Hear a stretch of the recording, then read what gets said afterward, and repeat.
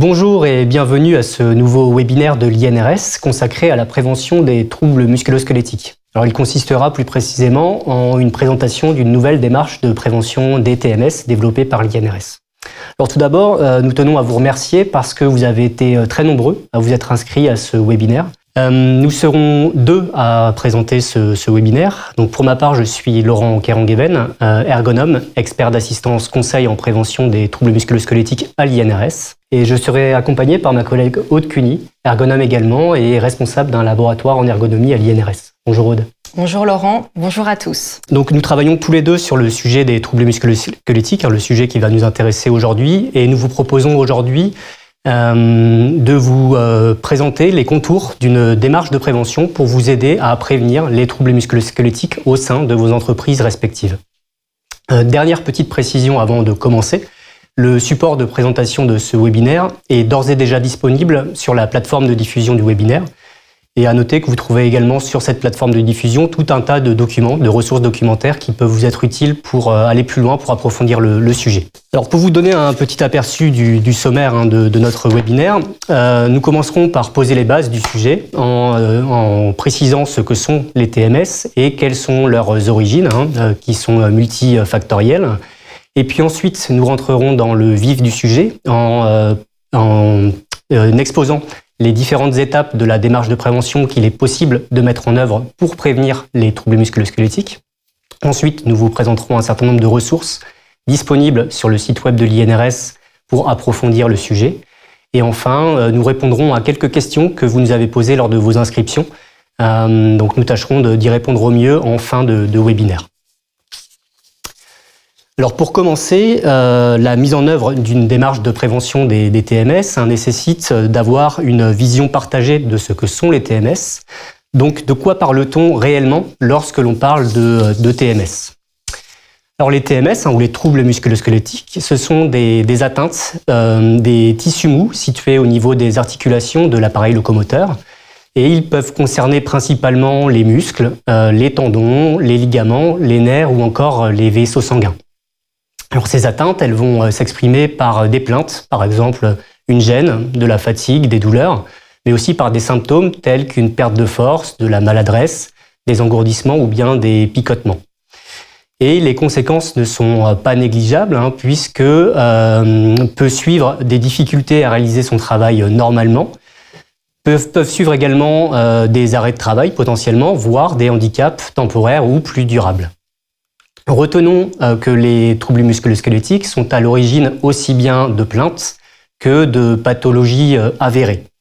Et les plaintes sont autant de signaux d'alerte d'une situation qui se dégrade et qu'il sera nécessaire d'agir le plus précocement possible. Ces TMS touchent principalement les articulations des membres supérieurs, donc la région de l'épaule, du coude et du poignet notamment, mais aussi la région du rachis, le rachis cervical et le rachis lombaire, et de manière un peu moins fréquente, la région des membres inférieurs, notamment le genou et la cheville. Alors, à titre d'exemple, une tendinopathie de la coiffe des rotateurs au niveau de l'épaule, une épicondylite au niveau du coude, un syndrome du canal carpien au niveau du poignet, ou bien un hygroma au niveau du genou, sont des troubles musculo-squelettiques. Notons que ces TMS touchent tous les secteurs d'activité. Alors évidemment, certains secteurs vont concentrer un bon nombre de cas. Je pense notamment au secteur industriel, notamment la métallurgie, le secteur de l'agroalimentaire ou bien le secteur de la construction automobile. Mais cela touche également le secteur du BTP, le secteur de la logistique et du transport ou encore le secteur de l'aide et du soin à la personne. Mais ces TMS touchent également des activités à moindre charge physique, comme par exemple des activités impliquant du travail sur écran. Donc finalement, ces TMS concernent tout le monde, tous les métiers et tous les secteurs d'activité. Alors si l'on s'intéresse maintenant à quelques chiffres clés associés aux TMS, il est intéressant de noter en premier lieu que les TMS constituent la première maladie professionnelle reconnue. En effet, ces TMS vont être à l'origine de plus de 4 maladies professionnelles reconnues sur 5. Alors à noter qu'en France, dans le régime général, l'assurance maladie reconnaît les TMS au titre de 5 tableaux de maladies professionnelles. Et encore, ce constat est largement sous-estimé, puisqu'une récente étude de Santé publique France estime une sous-déclaration des TMS de l'ordre de 50 à 75%. Si l'on s'intéresse maintenant à l'accidentologie, un accident du travail sur 5 est lié à une lombalgie, la lombalgie étant un TMS particulièrement fréquent. Et les TMS peuvent être aussi une source de désorganisation majeure pour l'entreprise, et ils peuvent avoir notamment un impact majeur en termes d'absentéisme. Certaines études montrent que les TMS entraînent 22 millions de jours de travail perdus chaque année et entraînent aussi un certain nombre des coûts particulièrement importants, puisque plus de 2 milliards d'euros annuels de frais sont couverts par les cotisations des entreprises du régime général au titre de la réparation des troubles musculo-squelettiques. Alors, avant de parler de prévention, il est aussi nécessaire de bien comprendre les mécanismes d'apparition de ces troubles musculo-squelettiques. Les TMS sont considérés comme étant des maladies, des pathologies multifactorielles, mais quels sont ces facteurs de risque exactement ? Alors, donc il existe plusieurs grandes familles de facteurs qui contribuent à la survenue de troubles musculo-squelettiques. Comme vous pouvez le voir sur ce schéma, vous retrouvez en violet des facteurs de risque professionnels, donc qui sont directement en lien avec le travail et avec les conditions de réalisation du travail. Et en bleu foncé, sur ce schéma, vous retrouvez des facteurs individuels. Alors nous allons les détailler chacune de ces catégories. Alors notons que chacun de ces facteurs, lorsqu'ils sont pris isolément, ne vont pas conduire de façon systématique à la survenue de TMS. Par contre, lorsqu'il y a une présence et une interaction de ces différents facteurs, cela va accroître de manière très importante la probabilité d'apparition de ces troubles chez les salariés. Alors commençons par détailler la catégorie des facteurs de risque biomécaniques. Donc ces facteurs vont être en lien avec la charge physique de travail qui génère des contraintes sur l'appareil locomoteur. Alors parmi ces facteurs biomécaniques, on peut notamment citer l'exposition aux postures contraignantes, par exemple une flexion, une rotation ou une torsion du tronc, ou bien une élévation des bras au-dessus de la ligne des épaules, vont contribuer au fait que les articulations se situeront en dehors, au-delà de leur zone de confort. Les efforts excessifs vont être un autre exemple de facteur biomécanique. Le fait d'exercer des efforts physiques comme par exemple de la manutention manuelle, du port de charge, du tirer-pousser d'équipements mobiles, ou bien le fait d'utiliser des outils peuvent aussi contribuer à développer ces troubles musculo-squelettiques. Ensuite, la répétitivité forte des mouvements va entraîner une sollicitation des mêmes structures anatomiques de manière continue. C'est par exemple le cas lorsque sur certaines lignes de production, la cadence est imposée par une machine. Et enfin, dernière catégorie, c'est celle du travail statique maintenu, auquel on pense moins, mais le fait de maintenir une station debout prolongée, par exemple, ou bien une posture assise statique, peut aussi contribuer au développement des troubles musculo-squelettiques. Alors, intéressons-nous maintenant à la catégorie des facteurs psychosociaux. Alors, ces facteurs psychosociaux, ils renvoient au contenu du travail, à son organisation et à la manière dont tout cela va être perçu, vécu par les salariés.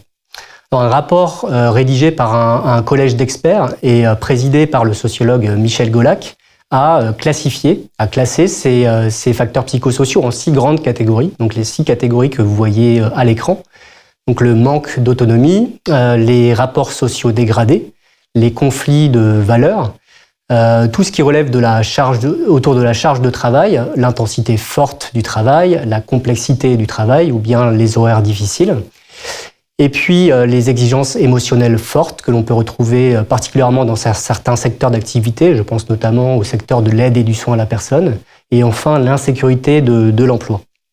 Alors ces facteurs, ils peuvent influencer de façon positive parfois, mais surtout négative la probabilité d'apparition des troubles musculo-squelettiques. Alors, ils influeront sur les TMS de façon négative, notamment lorsqu'ils généreront du stress. Alors, le stress peut, par exemple, accroître les efforts physiques effectués. Ils peuvent augmenter les temps de récupération et puis intensifier les tensions musculaires. Troisième catégorie de facteurs de risque professionnel, c'est la catégorie des facteurs d'ambiance physique de travail. Alors, ces facteurs d'ambiance physique, ils peuvent également augmenter le risque de développer des troubles musculo-squelettiques. Alors, on peut citer par exemple le travail au froid, qui est susceptible d'accroître les efforts de serrage d'un outil, par exemple. On peut aussi citer le fait d'être exposé à des vibrations, alors des vibrations du corps entier, qui peuvent favoriser le développement de lombalgie ou bien de sciatique, ou les vibrations au niveau des membres supérieurs, donc qui peuvent, elles, par exemple, lorsqu'on utilise une machine portative vibrante, augmenter les efforts de préhension et la charge musculaire au niveau des avant-bras. Alors d'autres facteurs d'ambiance physique peuvent aussi jouer un rôle, par exemple un éclairage inadéquat qui peut entraîner des postures contraignantes lorsque les tâches impliquent une exigence visuelle forte, et le bruit qui peut entraîner du stress. Et on retrouve le mécanisme, le lien entre le stress et les TMS développés précédemment.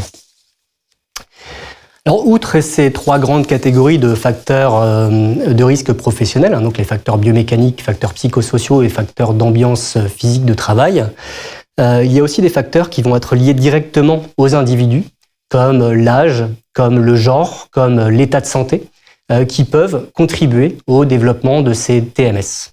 Par exemple, le fait d'avoir du diabète ou d'avoir un antécédent de fracture au niveau du poignet peut favoriser la survenue d'un syndrome du canal carpien.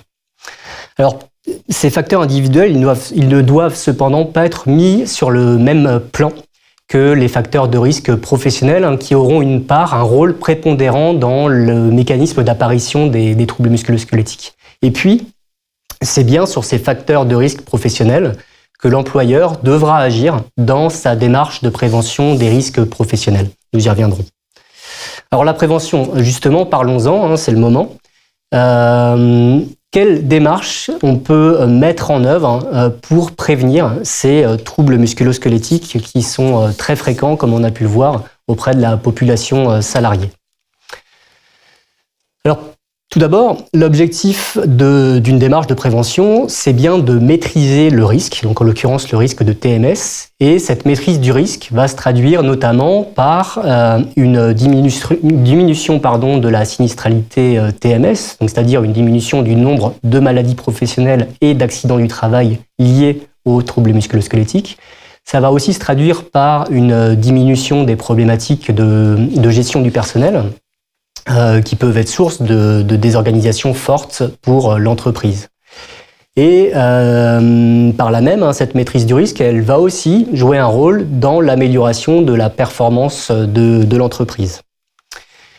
Alors la maîtrise du risque passe par une réduction des contraintes rencontrées dans le travail. Donc l'objectif de la démarche de prévention, ça sera de limiter ou, quand c'est possible, de supprimer l'exposition des salariés aux différents facteurs de risque que j'ai pu vous exposer sur les slides précédentes. Et cette démarche va aussi viser à augmenter les ressources mises à la disposition des salariés par l'entreprise et par l'organisation du travail associé, dans le but d'adapter le travail à l'homme, pour être en cohérence avec les principes généraux de prévention définis par la réglementation. Alors, pour vous aider à structurer une démarche de prévention, nous avons élaboré un nouveau document de référence au sein de l'INRS. Vous retrouvez ici la référence et la couverture de ces nouveaux documents de référence. Donc, il s'agit du document ED 6518, téléchargeable sur notre site web et disponible sur la plateforme de diffusion de ce webinaire dans l'onglet Documents.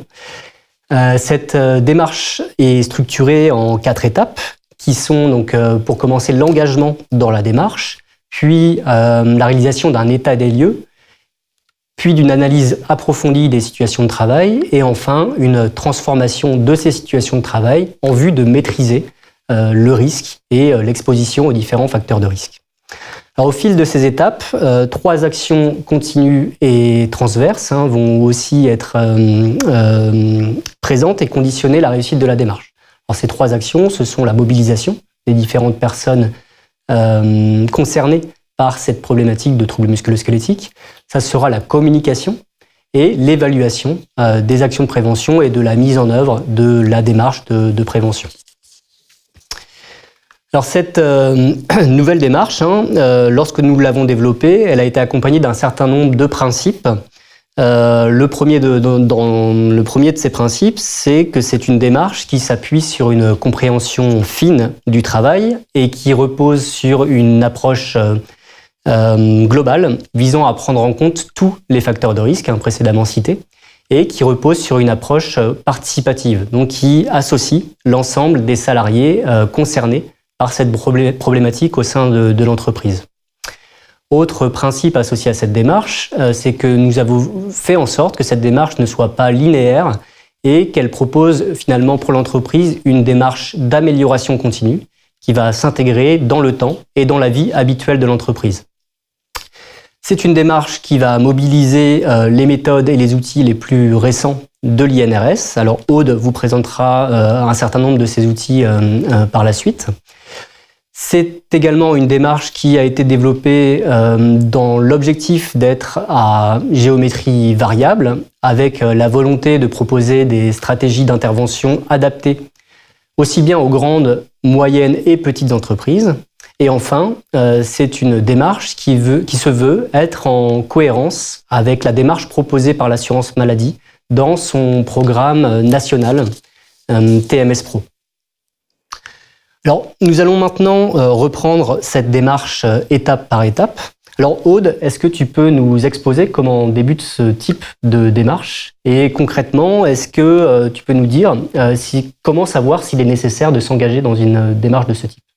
Oui, bien sûr. En fait, il existe des occasions au cours desquelles il va être recommandé de s'interroger sur l'existence d'un risque de TMS. Par exemple, lors de l'élaboration ou actualisation du document unique d'évaluation des risques professionnels, lors de plaintes, de douleurs ou de cas avérés de troubles musculo-squelettiques, lors d'alertes du service de prévention santé au travail ou des instances représentatives du personnel, ou à l'occasion de tout changement notable. Il est bien sûr également possible de s'interroger en dehors de toutes ces occasions. Alors comment? Ça va devoir passer par une concertation collective qui va mobiliser à minima l'employeur et les travailleurs qui sont concernés. Il est conseillé également de se faire accompagner de professionnels du service de prévention santé au travail ou des professionnels de la CARSAT, CRAMIF, CGSS. Et il existe des outils qui peuvent aider à outiller cette concertation collective. Par exemple, les 4 questions clés pour le repérage du risque lié à la charge physique ou le quiz, les TMS, en quoi mon entreprise est-elle concernée, issu du programme TMS Pro. Alors, je précise que tous les outils qui vous sont présentés dans le cadre de ces démarches seront disponibles dans les ressources qui sont attachées au webinaire et que vous pourrez également les retrouver sur le site web de l'INRS. À l'issue de cette concertation, il y a 2 options. Soit l'entreprise n'est pas concernée, dans ce cas, il n'est pas nécessaire d'engager une démarche de prévention des troubles musculo-squelettiques. Le projet va être mis en veille, mais il sera bien sûr nécessaire de réévaluer périodiquement le risque ou lors de tout changement notable.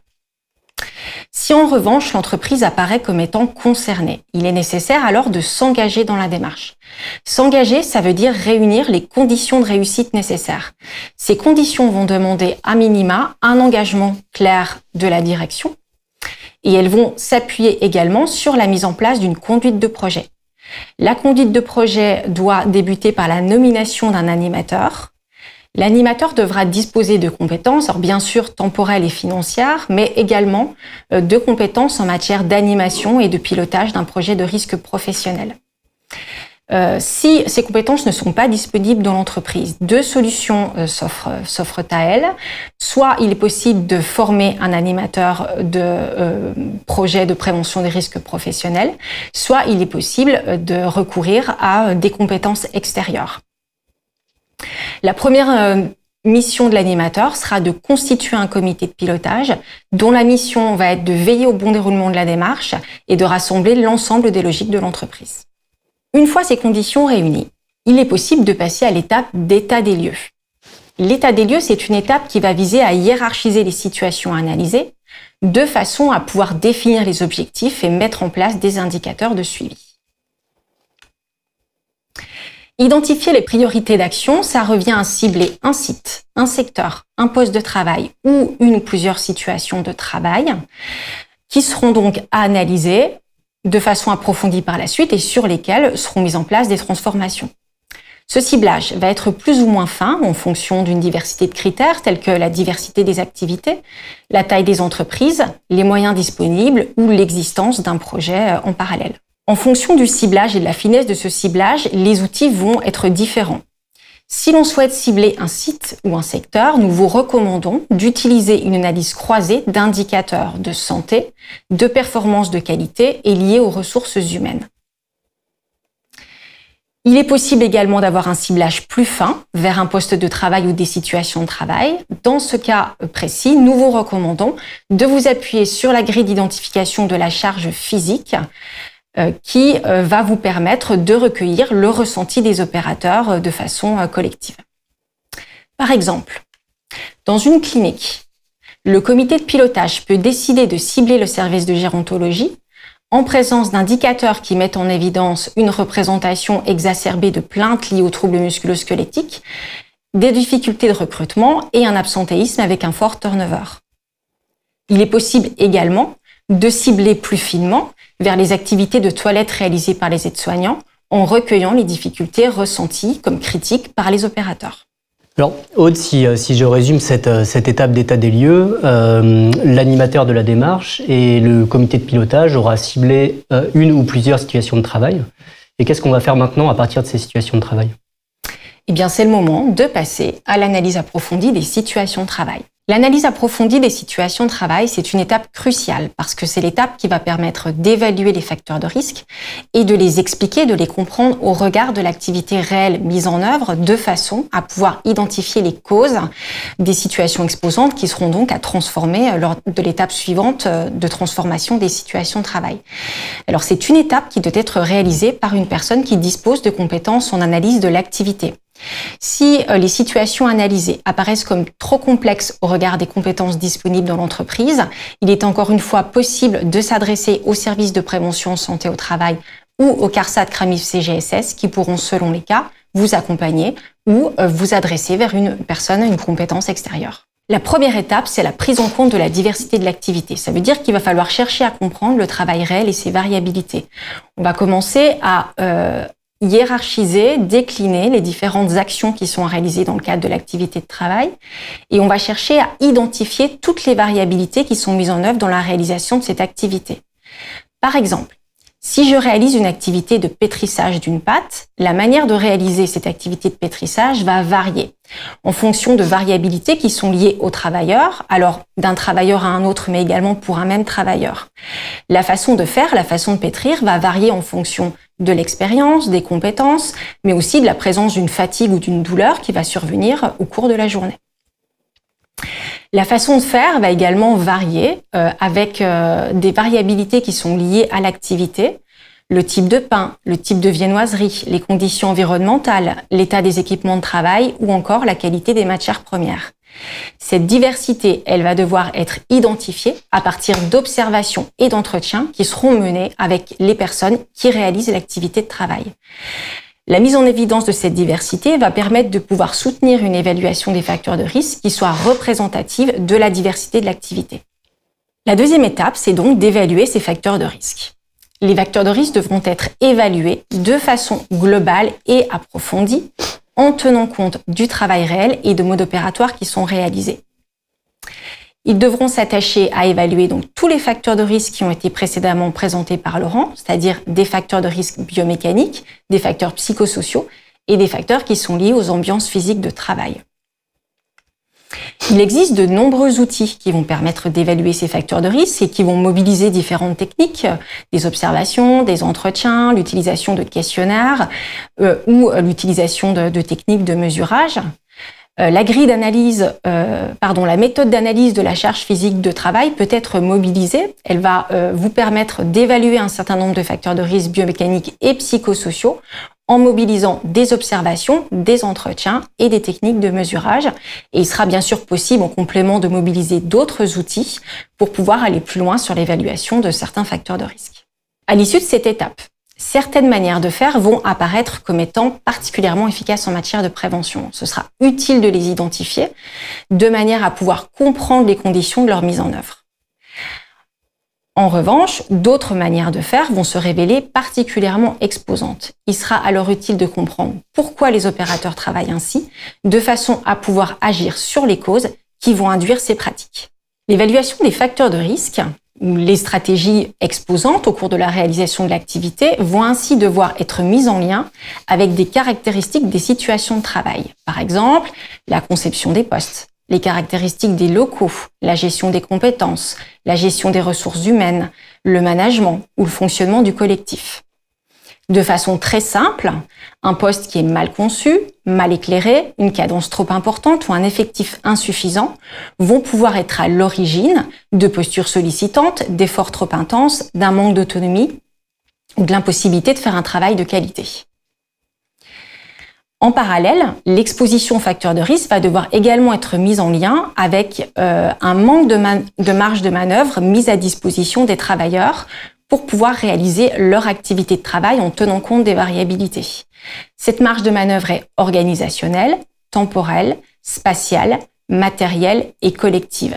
C'est par exemple l'impossibilité de pouvoir faire varier la cadence de travail, l'impossibilité de pouvoir choisir parmi plusieurs équipements celui qui paraît le plus adapté, l'impossibilité de pouvoir faire appel à l'entraide. En somme, c'est une rigidité de l'organisation qui peut enfermer les travailleurs dans des manières répétitives de faire l'activité.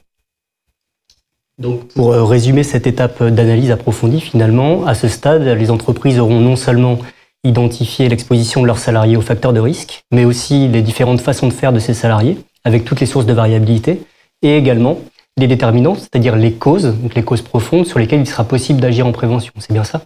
Exactement, c'est bien ça. Et du coup, il est temps à ce moment-là de passer à l'étape de transformation des situations de travail. La transformation des situations de travail, c'est l'étape au cours de laquelle on va rechercher des pistes d'action, on va les sélectionner, les mettre en œuvre et on va ensuite valider les actions de prévention.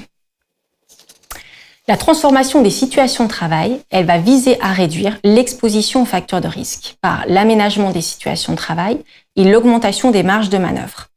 C'est une étape qui doit être collective, elle doit donc inclure et intégrer l'ensemble des travailleurs qui sont concernés par l'activité, mais également l'ensemble des logiques de l'entreprise, de façon à limiter le risque de déplacer le risque.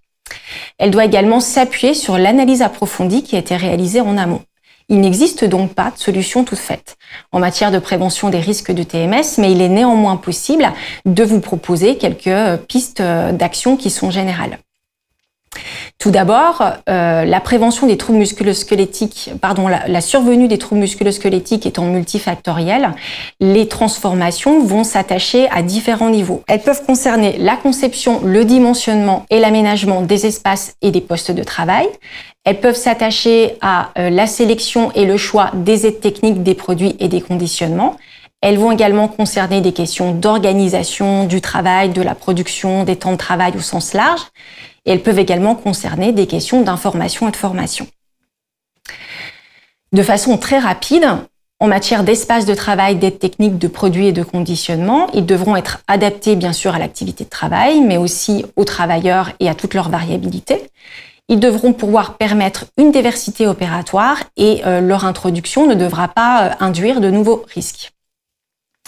En matière d'organisation, les objectifs de travail doivent être clairs, la répartition de la charge de travail équilibrée. On devra veiller à fournir une autonomie aux travailleurs sur la manière d'organiser le travail, mais aussi de faire leur travail. Par exemple, les modes opératoires doivent constituer une aide et une ressource, mais ne doivent pas contraindre les travailleurs dans une manière unique de faire l'activité. Il faudra également prévoir une possibilité d'influencer les rythmes de travail et une possibilité de recourir à l'entraide, donc organiser ce recours à l'entraide. La formation et l'information, c'est aussi un levier important en matière de prévention des troubles musculo-squelettiques. Cette formation doit être pensée à l'échelle individuelle et collective, initiale et continue, et elle doit s'attacher à la fois à présenter les sources d'exposition au risque, mais aussi les équipements de travail et les ressources disponibles dans la réalisation de cette activité de travail. Les pistes d'action qui seront identifiées devront être mises en discussion, donc encore une fois de façon collective, et faire l'objet de tests ou de simulations. Ces tests et ces simulations doivent permettre de réaliser une évaluation a priori des pistes en matière de bénéfices attendus, de risques potentiels ou de facilité de mise en œuvre. À partir de là, il sera possible de faire des choix et de mettre en œuvre un plan d'action, et il sera bien sûr très important de réévaluer les pistes d'action qui ont été mises en place a posteriori, de façon à pouvoir procéder à des ajustements si nécessaire. Alors je me permets encore d'intervenir pour synthétiser tous tes propos. Donc à ce stade, l'entreprise va avoir mis en place collectivement un plan d'action de prévention, donc dans le but de maîtriser finalement l'exposition de ses salariés aux divers facteurs de risque qu'on a pu voir ensemble, et de leur donner suffisamment de ressources aussi pour réaliser leur travail. Mais qu'est-ce qu'il en est ensuite? Est-ce que la démarche se termine là ou est-ce qu'on la poursuit? Alors d'abord, bravo. Vous arrivez à la fin de l'action de prévention. Alors il sera bien sûr nécessaire de réaliser un bilan de l'évaluation. Alors l'évaluation de la démarche, elle doit porter à la fois sur les objectifs, mais également sur la méthode qui a été mise en œuvre. Vous trouverez là aussi toutes les ressources qui sont disponibles sur notre site web. Et il sera ensuite nécessaire, si besoin, de redéployer cette démarche de prévention sur d'autres situations à risque qui auraient pu être identifiées lors de l'étape d'état des lieux. Pourquoi? Parce que c'est la mise en œuvre de façon pérenne de cette démarche dans l'entreprise qui va permettre une prévention durable et efficace des TMS. Alors merci Aude pour cet éclairage qui, je l'espère, nous l'espérons, va vous permettre d'y voir plus clair sur la manière dont vous pouvez mettre en œuvre une démarche de prévention efficace et durable, comme a pu le dire Aude. Alors maintenant, nous allons, pour terminer ce webinaire, vous proposer quelques ressources qui sont disponibles sur le site web de l'INRS et qui sont pour une partie d'entre elles disponibles dans l'onglet Documents de la plateforme de diffusion.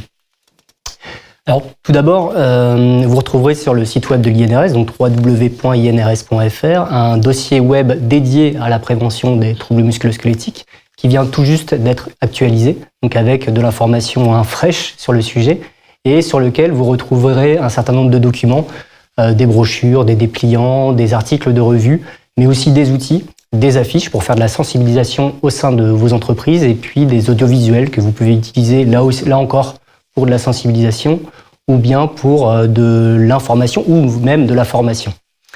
Alors, pour pointer quelques nouveautés, vous retrouverez de toute façon l'ensemble de ces ressources sur le site web, mais en termes de nouveautés, alors vous retrouverez évidemment la brochure présentant la démarche de prévention des troubles musculo-squelettiques telle que nous venons de vous la présenter au cours de ce webinaire, dans la brochure ED 6518, pardon.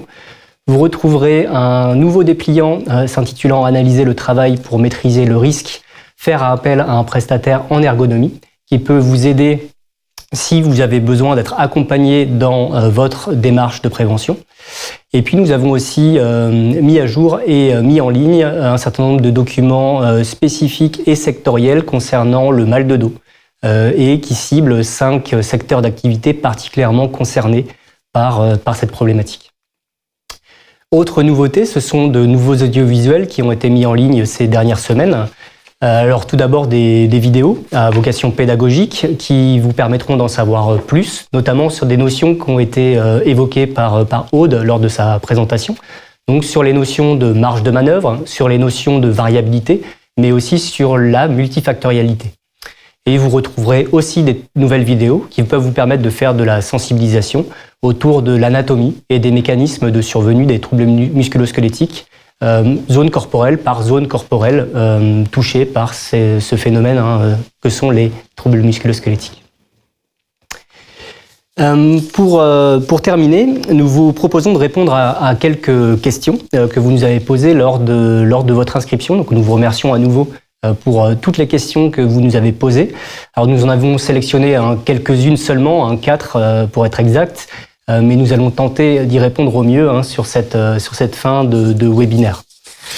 Alors, pour commencer, Aude, la première question qui nous a été posée est la suivante. Je suis chef d'entreprise d'une TPE, j'ai pris connaissance de votre démarche et je m'interroge sur sa mise en œuvre dans ce type d'entreprise. Qu'est-ce qu'on peut lui répondre? Alors, cette démarche a été prévue et élaborée pour l'ensemble des entreprises, donc elle s'applique à toutes les entreprises, quelle que soit leur taille. Les mêmes étapes et les mêmes principes vont s'appliquer. Alors effectivement, quand il s'agit d'une petite entreprise, les ressources humaines notamment peuvent être plus limitées. Donc il est possible dans ce cas-là que l'employeur soit l'animateur de la démarche directement. La composition du comité de pilotage sera revue à l'échelle de l'entreprise et associera donc les travailleurs directement concernés. Et il est bien sûr toujours possible de solliciter le service de prévention en santé au travail ou les CARSAT, CRAMIF, CGSS en fonction de votre région d'appartenance qui pourront, selon les cas, vous accompagner ou vous adresser vers une compétence extérieure. Laurent, nous avons une autre question. Les salariés travaillant majoritairement sur écran sont-ils exposés au risque de TMS? Quelle est la démarche à suivre? Alors oui, les salariés travaillant sur écran sont également exposés au risque de TMS. J'ai effleuré le sujet en début de webinaire. Et par ailleurs, c'est une question qui nous a été énormément posée lors de vos inscriptions. Alors les TMS, pour ces salariés, ils vont concerner principalement la région du cou, le bas du dos et les membres supérieurs, donc l'épaule, le coude et le poignet. Alors en termes de démarche, la prévention passe par la structuration d'une démarche de prévention similaire à celle que nous vous avons présentée, qui pour rappel se veut être à géométrie variable, donc s'adapter à différentes tailles d'entreprise, mais aussi à différents secteurs d'activité et à différents métiers. Alors bien sûr, les facteurs de risque à considérer lors de l'étape d'analyse dans la mise en œuvre de cette démarche seront relativement différents de ceux présents dans les activités à forte charge physique. Pour vous donner quelques exemples, les salariés travaillant sur écran vont être exposés certes à des facteurs biomécaniques, des postures contraignantes liées à l'aménagement inadapté de leur poste de travail, mais aussi à des facteurs très spécifiques, par exemple le fait de maintenir des postures statiques prolongées au niveau du cou ou au niveau du bras, lorsqu'ils vont utiliser de manière prolongée leur périphérique comme le clavier ou comme la souris, ou bien lorsqu'ils vont consulter l'écran de manière prolongée. Et autre catégorie de facteurs de risque qu'on n'a pas évoqué jusque-là, ce sont l'exposition de ces salariés à des postures sédentaires. Donc c'est le fait de rester assis longtemps avec une très faible dépense énergétique qui est aussi un facteur de risque de certaines formes de lombalgie. Donc il faudra là encore les considérer. Et puis dans ce secteur, une attention toute particulière devra être portée sur l'exposition des salariés aux facteurs de risque psychosociaux liés à leur activité. En clair, donc la prévention des TMS pour ce type d'activité va passer par une réflexion globale qui visera non seulement à agir sur l'aménagement des postes de travail, mais aussi à agir sur l'organisation du travail et les conditions de travail dans leur ensemble. Alors si vous voulez en savoir plus sur le sujet, je me permets un petit teasing pour vous faire part d'un prochain webinaire organisé par l'INRS qui sera organisé le 16 décembre prochain. Et l'INRS communiquera très rapidement à ce sujet, donc ce sera l'occasion pour vous d'en savoir plus sur tous les risques liés au travail sur écran et pas uniquement les troubles musculo-squelettiques. Alors Aude, on va poursuivre par la troisième question qui là encore nous a été énormément posée. Existe-t-il des aides financières pour m'aider à mettre en place une démarche de prévention des TMS ? Alors oui, la branche risque professionnel de l'assurance maladie propose des subventions qui s'appliquent d'ailleurs à toutes les entreprises, quelle que soit leur taille. Ces subventions peuvent permettre de financer des actions de sensibilisation, des actions de formation, de participer notamment à la formation de l'animateur de projets de prévention. Ça peut également permettre de financer le diagnostic ou l'acquisition de matériel ou la mise en place de transformations. Alors nous vous recommandons de vous tourner vers les professionnels des CARSAT, CRAMIF, CGSS pour vous renseigner sur les modalités d'attribution de ces subventions. Laurent, une dernière question qui nous a été posée. On entend de plus en plus parler d'exosquelettes pour prévenir les TMS, mais est-ce vraiment une solution? Alors, encore une question très récurremment posée. Alors, je me référerai tout d'abord au caractère multifactoriel des TMS qu'on a pu évoquer ensemble tout au long de ce webinaire. puisque le caractère multifactoriel de survenue des TMS implique d'appréhender finalement les diverses solutions de prévention au cœur d'une approche globale de prévention. Alors l'intérêt principal de ces exosquelettes, c'est qu'ils vont permettre de limiter certains efforts physiques associés à certaines tâches très spécifiques. Et ils ne pourront donc pas agir sur l'ensemble des facteurs de risque qui sont susceptibles de développer des troubles musculo-squelettiques. En outre, ces exosquelettes ne sont pas des dispositifs couteau suisse qui pourraient permettre de s'adapter et de prévenir les risques liés à toutes les situations de travail avec toutes leurs sources de variabilité qu'on a pu voir ensemble. Et en plus, ils pourraient générer de nouvelles contraintes. Donc leur acquisition doit s'inscrire dans un réel projet d'intégration qui vise à s'assurer de leur adéquation avec l'activité d'une part, mais aussi de leur adoption par les salariés, par les travailleurs concernés. En résumé, ces exosquelettes peuvent être une aide potentielle pour limiter certaines contraintes biomécaniques, mais ils ne seront ni une solution miracle, ni une solution unique. Ils devront être donc envisagés uniquement au cœur d'une démarche globale de prévention. Bien, merci Laurent. Et merci Aude. Ce webinaire touche à sa fin. Nous vous informons que le replay du webinaire sera disponible dans les prochains jours sur le site web de l'INRS. Nous espérons, avec Laurent, avoir répondu à vos questions. Si un besoin d'informations complémentaires subsistait, il est possible bien sûr de consulter les ressources attachées à ce sujet sur notre site web. Vous pouvez également contacter le service assistance de l'INRS via la rubrique « Posez vos questions ». Nous vous souhaitons de bons projets de prévention avec Laurent et à bientôt. À bientôt.